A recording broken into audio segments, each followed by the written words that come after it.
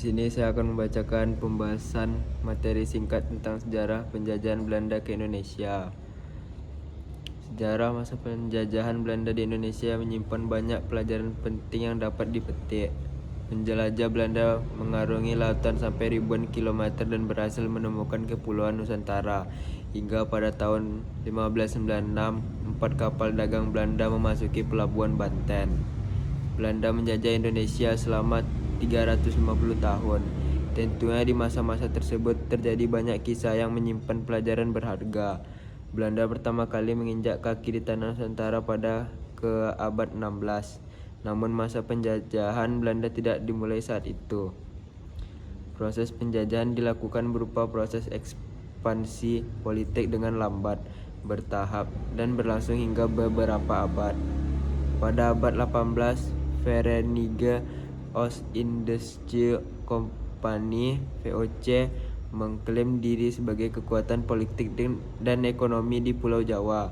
Setelah Kesultanan Mataram runtuh, tapi karena manajemen buruk serta bersaing ketat dengan Inggris, VOC runtuh menjelang abad ke-18 hingga pada 1796. VOC bangkrut dan dinasionalisasi Belanda.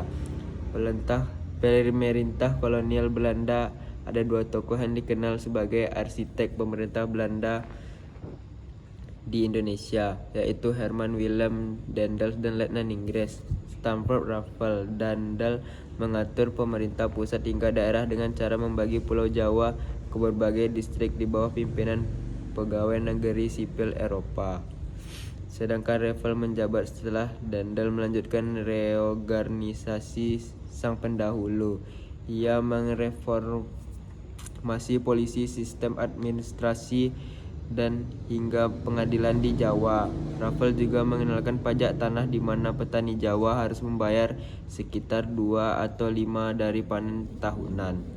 Sistem pemerintah Belanda di Jawa merupakan sistem yang langsung maupun dualistik. Selain hierarki Belanda, hierarki juga berlaku di saat yang sama untuk menjadi perantara antara petani Jawa dan layanan sipil Eropa.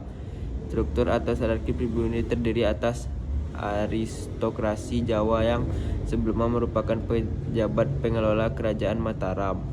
Sekian dan terima kasih.